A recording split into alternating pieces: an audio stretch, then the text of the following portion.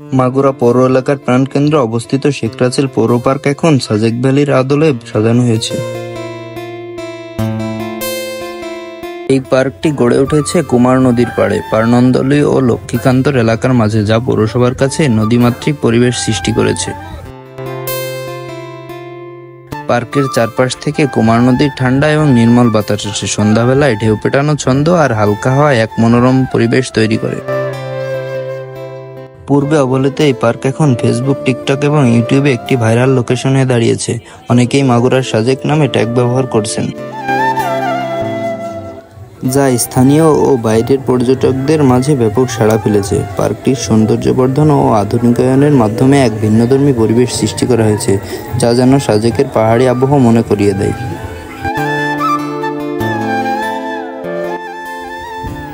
একটি ঝুলন্ত ব্রিজ বানানো হয়েছে, যেখানে দাঁড়িয়ে ছবি তুললেই সাজেক ভ্যালির সেই সুইং ব্রিজ মনে পড়ে।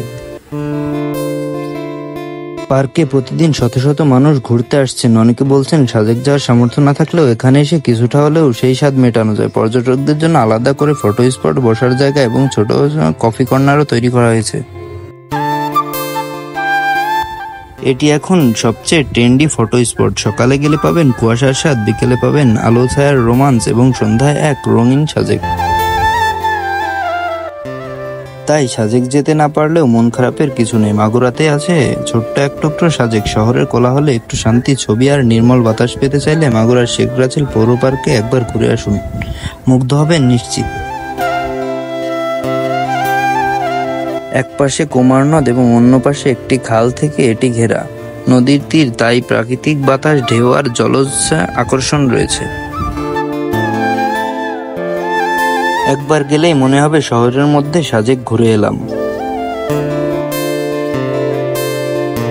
শেখ রাসেল পৌর পার্কের এই নতুন রূপ মাগুরাবাসীর জন্য গর্বের বিষয়। শহরের ব্যস্ত জীবনে একটু স্বস্তি, একটু সাজেকের স্বাদ, সব মিলছে এই পার্কে, একদম হাতের নাগালে। এলইডি লাইট, মাল্টিকালার ঝলকানি, সন্ধ্যায় পার্ক যেন এক রঙিন স্বপ্নপুরী। পিকনিক, ঘোরাঘুরি, বাচ্চাদের খেলা, সব মিলিয়ে একদম পারফেক্ট ফ্যামিলি ডে আউট। ঘুরে আসতে পারেন আপনিও মাগুরার মিনি সাজেক।